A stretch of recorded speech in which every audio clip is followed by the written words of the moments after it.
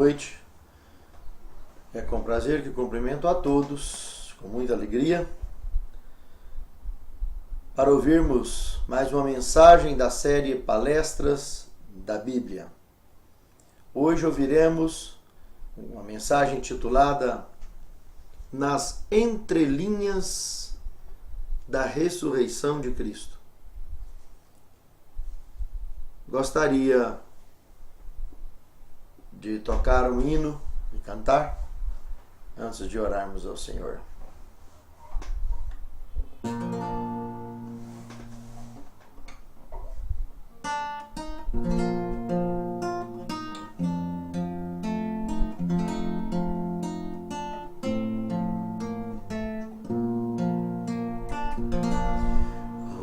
De cruz se erigiu, dela o dia fugiu, em sinal de vergonha e dor. Mas eu amo esta cruz, sobre a qual meu Jesus deu a vida por mim, pecador. Sim, eu amo a mensagem da cruz, até morrer eu a vou proclamar. Levarei eu também minha cruz, até por uma coroa trocar. Desde a glória dos céus, o Cordeiro de Deus ao Calvário humilhante baixou.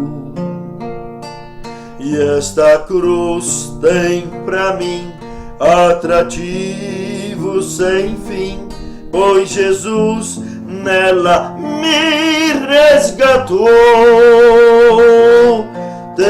Eu amo a mensagem da cruz, até morrer eu a vou proclamar. Levarei eu também minha cruz, até por uma coroa trocar. Nessa cruz padeceu, desprezado, morreu meu Jesus para dar-me o perdão. Eu me alegro na cruz, dela vem graça e luz para minha santificação.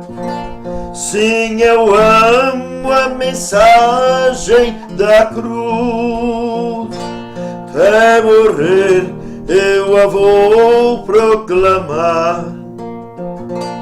Levarei eu também minha cruz, até por uma coroa trocar. Eu aqui com Jesus, a vergonha da cruz quero sempre levar e sofrer. Ele tem me buscar e com ele no lar uma parte da glória terei. Sim, eu amo a mensagem da cruz, até morrer eu a vou proclamar. Levarei eu também minha cruz, até por uma coroa trocar.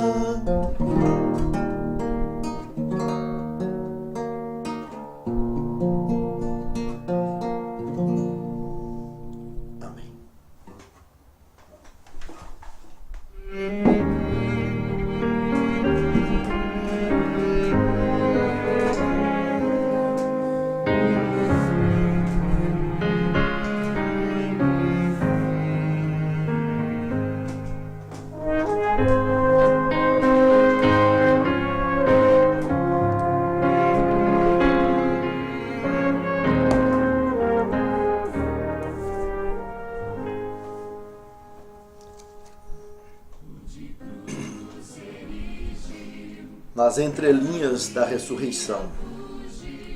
São Mateus capítulo 27, do verso 59 até o capítulo 28 de São Mateus, no versículo 20.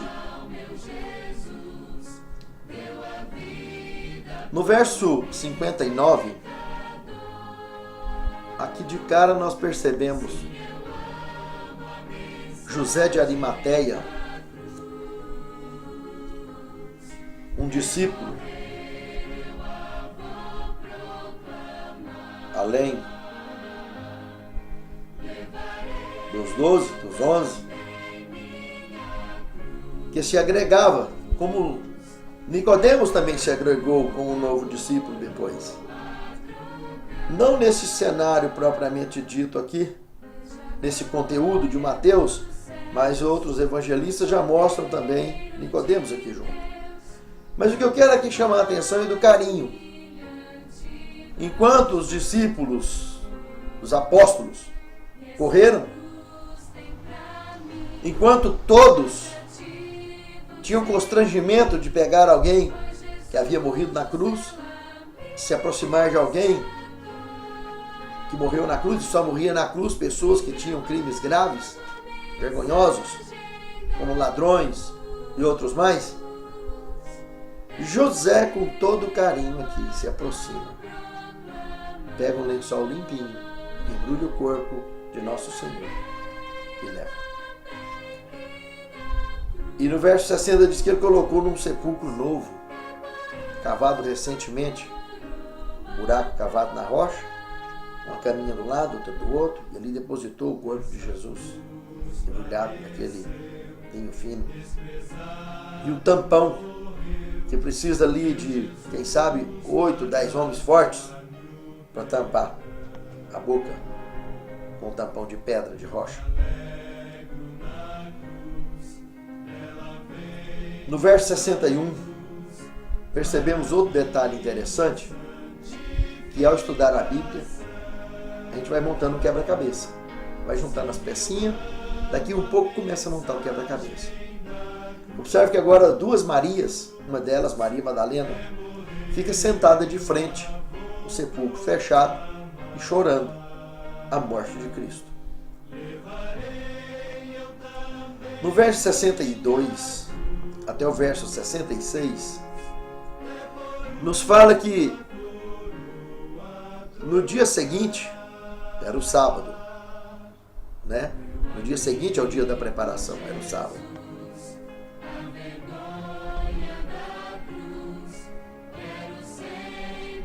Já mostra com clareza em São Mateus, no capítulo 27,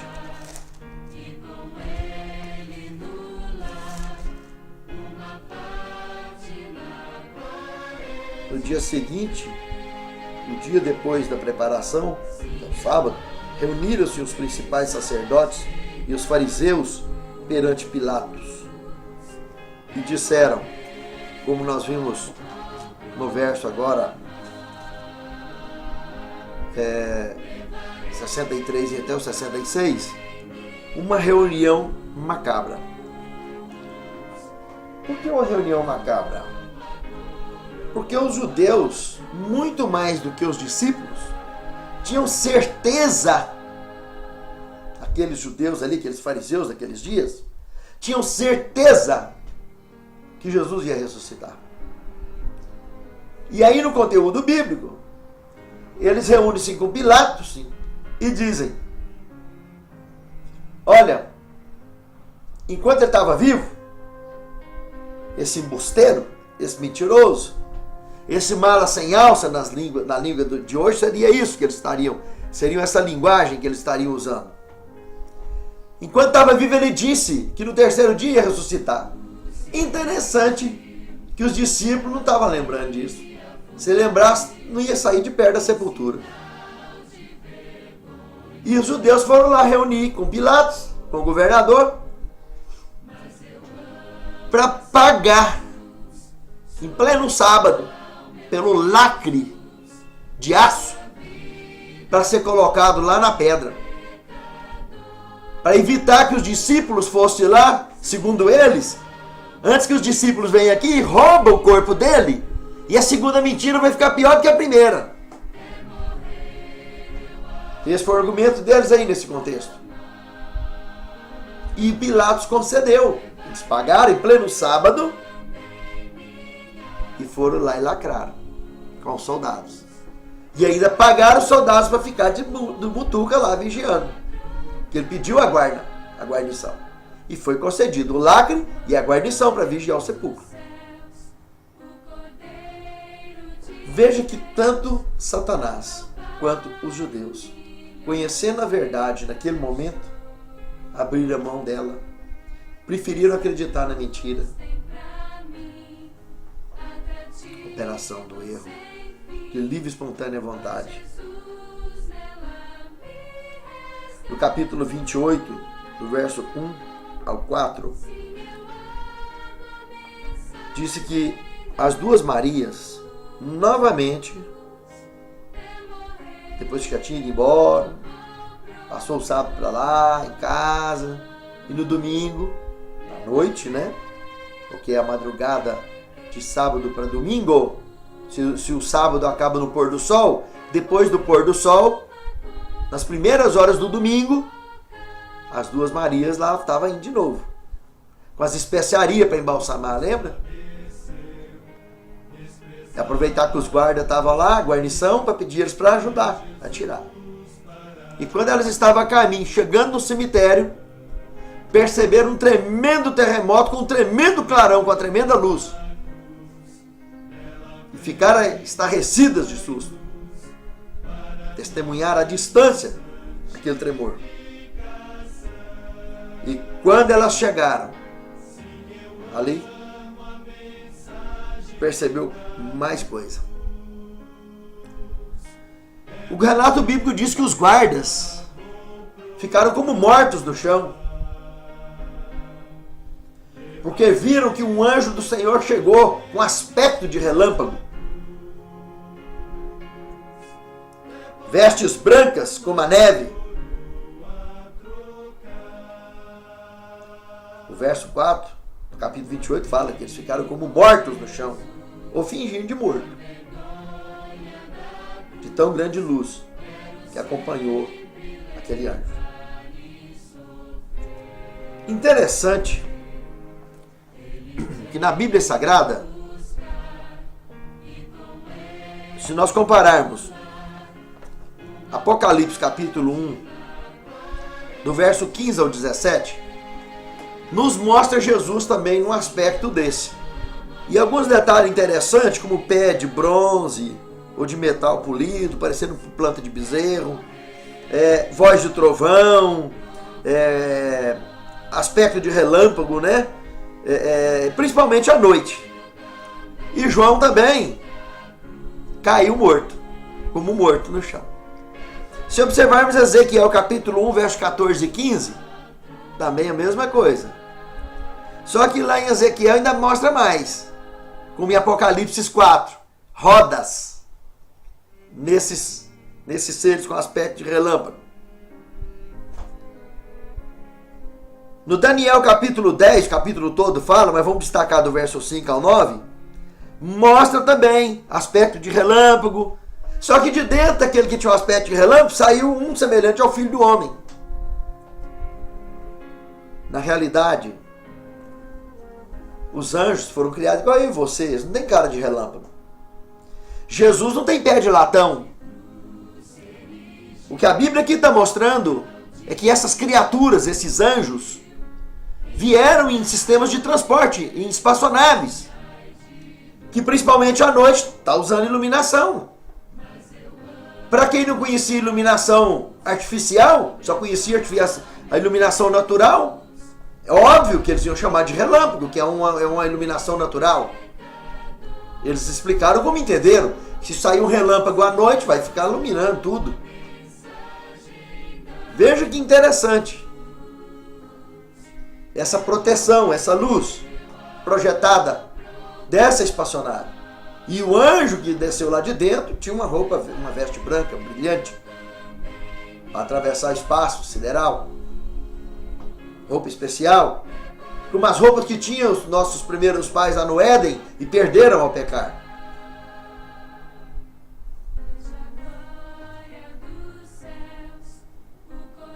E esse anjo, possivelmente, era o anjo Gabriel. Possivelmente não, com certeza, o Espírito de Profecia afirma isso. Vem dizer, Jesus, levanta, seu pai te chama. E Jesus tinha que ir lá no céu, entregar o sacrifício dele para o Pai e voltar para encontrar com os discípulos na Galileia.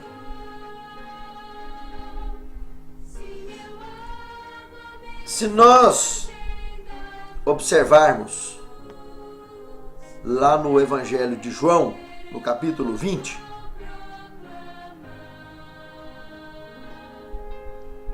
aliás, em São Mateus, capítulo 28, no verso 5,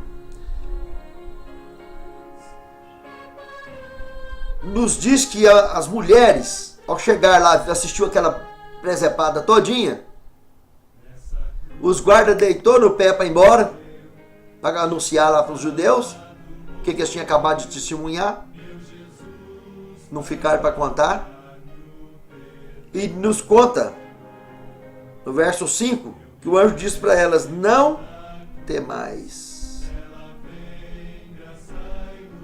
Ele ressuscitou, vinde e vede.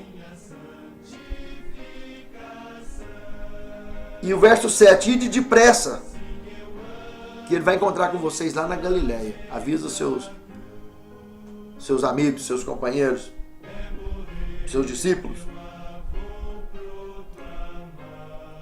Agora, no verso, em São João, no capítulo 20, nos apresentam dois anjos.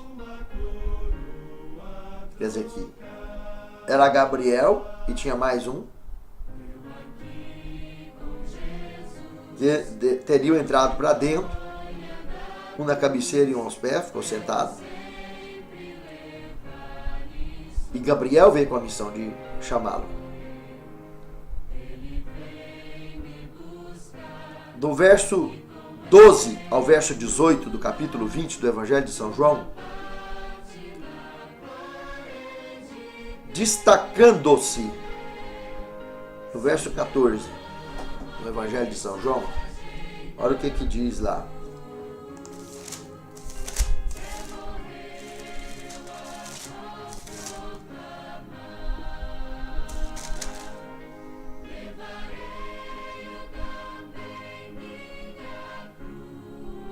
Disse que Jesus, no verso 13, mulher, por que choras? Porque tiraram o corpo do meu Senhor e eu não sei onde o puseram. Ao dizer isso, voltou-se para trás e viu Jesus ali em pé e não sabia que era Jesus. Perguntou-lhe Jesus, mulher, por que choras? A quem procuras?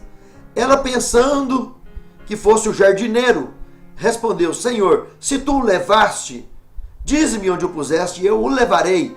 Afinal de contas, a sepultura de Lázaro, do irmão dela, é de pobre, mas estava vazia.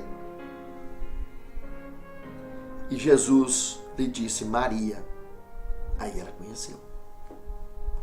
Conheceu e disse, Raboni, mestre, e correu para abraçá-lo.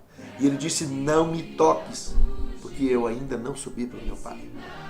Mas vai em encontro com meu Pai, vosso Pai, meu Deus e vosso Deus, e dize-lhes que eu encontro com vocês lá na cidade, lá na Galileia. E disse então, voltando lá para São Mateus, no capítulo 28, verso 8, Maria Madalena e a outra Maria, que deveria estar por perto assistindo isso tudo, lá está dizendo que elas, ao encontrar com Jesus, antes dele ir para o céu, essa outra Maria também estaria por perto, diz que elas saíram apressadamente, as duas Marias. E no verso 9, Cristo veio ao encontro delas. Quando elas saíram apressadamente, lá do sepulcro, conversando com os anjos, no verso 9 de Mateus, Cristo veio ao encontro delas. Verso 10, ide dizer aos meus irmãos. O paralelo entre Mateus e João, na realidade, envolve duas Marias. Uma queria tocar e não pôde. Ambas assistiram a presepada toda dos guardas, do terremoto, e assistiram gloriosamente a Cristo ressurreto. Do verso 11 ao verso 15 do capítulo 28 de São Mateus, nós vimos a reunião, outra reunião macabra de suborno, onde o inevitável à vista judaica aconteceu. O que não era para ter acontecido, aconteceu. E os judeus resolvem colocar muita grana na mão deles. Veja o verso 12, muita grana. E o verso 14, prometendo proteção criminal para os soldados. Eles não seriam prejudicados. Eles comprariam, se fosse preciso, a qualquer um para proteger eles. E eles iam ficar ricos para não contar para ninguém que Jesus ressuscitou. Mas muito pelo contrário, era para mentirem que os discípulos teriam roubado o corpo. Mal sabiam eles que os últimos versos do Evangelho de São João relata que se fosse escrever tudo que ele fez depois que ele ressuscitou, nem ainda nos livros do mundo caberia. Naqueles 40 dias que ele ia passar aqui na terra, preparando o seu povo para o início da pregação do Evangelho no mundo. Porque mais 3 anos e meio após a morte de Cristo ainda teria para frente de chance para o povo de Israel continuar sendo o povo de Deus. E só no apedrejamento de Estevão, na perseguição oficial do judaísmo contra o cristianismo, é que eles foram rejeitados como povo de Deus. E se quiser fazer parte do povo de Deus, teria que se tornarem cristãos como indivíduos e como nação jamais. Porque como oficial, de forma oficial, eles empreenderam a campanha de perseguição contra os judeus, contra os cristãos. No capítulo 28, prosseguindo, no verso 16 ao 20, todas as orientações que Jesus deu, preparando os seus discípulos. No verso 18, ele afirma: toda autoridade me foi dada no céu e na terra. Toda. Do versículo, no capítulo 14 do Evangelho de São João, tem uma mensagem muito conhecida de todos nós, que lá trata do seguinte: não se turbe o vosso coração. Credes em Deus e credes também em mim. Na casa de meu pai tem muitas moradas. Se não fosse assim, eu não vou teria dito. Vou preparar-vos lugar. E se eu for e vos preparar lugar, voltarei, para que onde eu estiver estejais vós também. Sabe, meus amados irmãos,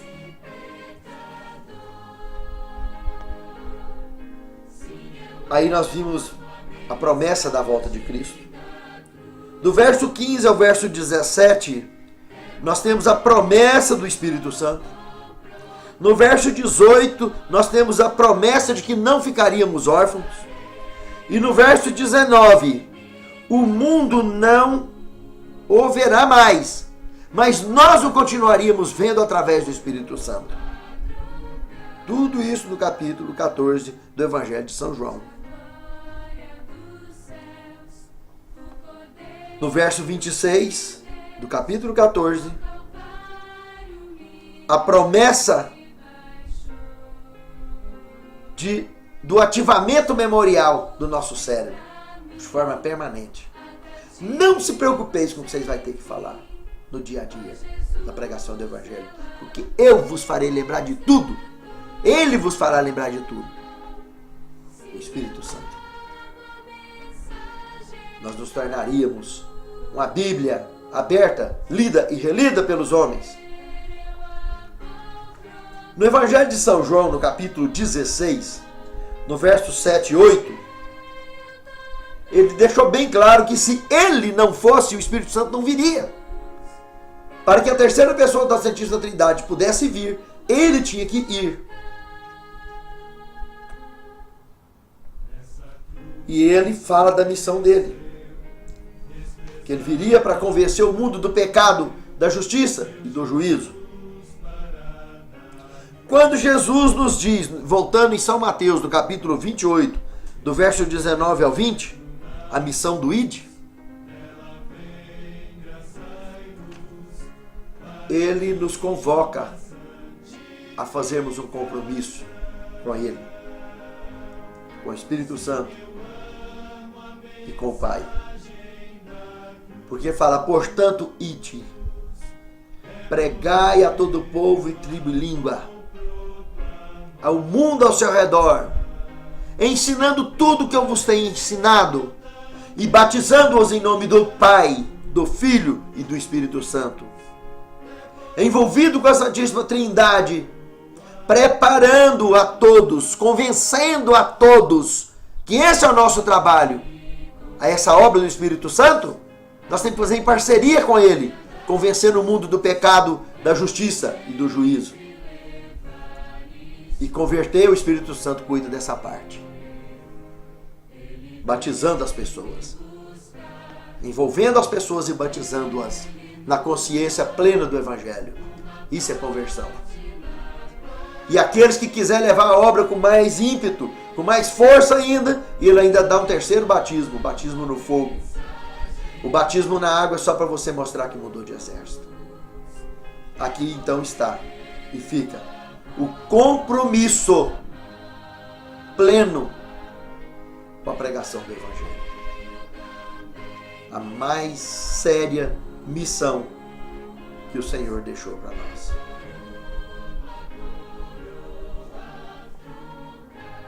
Meus irmãos, é muito sério esse projeto. Muitas pessoas têm ficado dentro da igreja papando sermões, têm alisado banco de igreja há anos e não se envolve em momento algum com a pregação do Evangelho. Se você não sabe dar estudo bíblico, aprenda.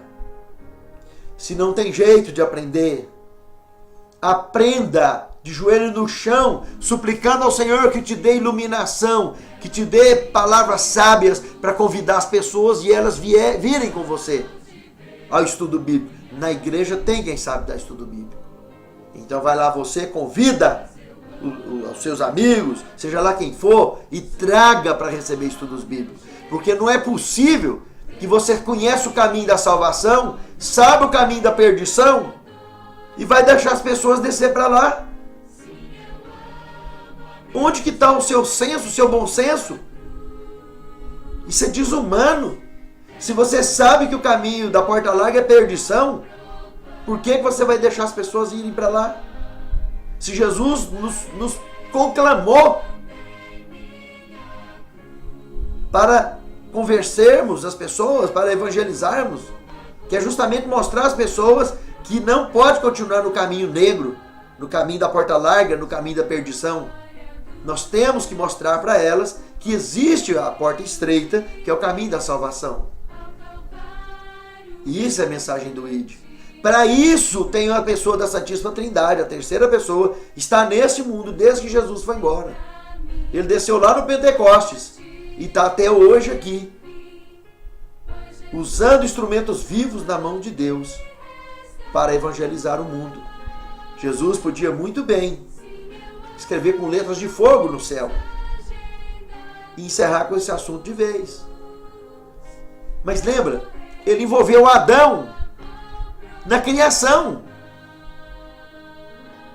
para que Adão desse nome aos bichos, desse nome à criação criada. Isso na quinta-feira. Depois disso feito, é que Eva foi criada. E ela ainda deu nome. A chamou de varoa. E o do varão foi tirado. Só depois que eles pecaram, que ela recebeu um segundo nome. Mãe dos seres que já existiram. E o significado, que o nome é Eva. E o significado, mãe dos filhos, mãe dos seres já criados. Dentro do curso de escatologia, nós falamos muito nisso aí. Lá na altura da terceira, quarta aula, trabalhamos bastante com essa mensagem. Meus irmãos, Deus envolveu Adão na criação. E a descendência de Adão, que sou eu e você, Ele está envolvendo na redenção. Chamando individualmente cada um de nós, para que junto com o Espírito Santo, guiados por Ele, convençamos o mundo do pecado, da justiça e do juízo. E isso é feito com a palavra de Deus. E você só tem condição de fazer isso se você estiver envolvido com ela, estudando diariamente e com um verdadeiro espírito missionário, evangelizando diariamente. Se você não sabe dar estudo bíblico, procure aprender. Se não tem condição, procure convidar alguém e acompanhe essa pessoa do início ao fim do curso. E depois que terminar o curso, se ela decidir, esteja do lado dela sempre, não a abandone. Porque ali ela nasceu de novo no batismo. Mas até ela aprender a andar e ter condição de andar sozinho, você precisa estar do lado. E lembrando sempre que aos infantes dai leite e aos adultos comida sólida. É fundamental, meu querido irmão, minha querida irmã, que nós nos envolvamos de forma plena nesta obra, antes que seja tarde demais. Por isso que nós ouviremos agora um hino maravilhoso chamado Jesus, Tu és a minha vida. Querido Senhor, que o sacrifício de Teu Filho, que do fundo de nosso coração somos gratos por Ele, que jamais seja em vão na vida de qualquer um de nós e das pessoas que nos cercam. Que possamos, pela Tua graça, abraçar a Tua mensagem e te servirmos em espírito e em verdade. Guia-nos sob Teus cuidados. Nos envolva com Teu Santo Espírito. É o que te suplicamos, agradecidos. Em nome de Jesus. Amém, Senhor.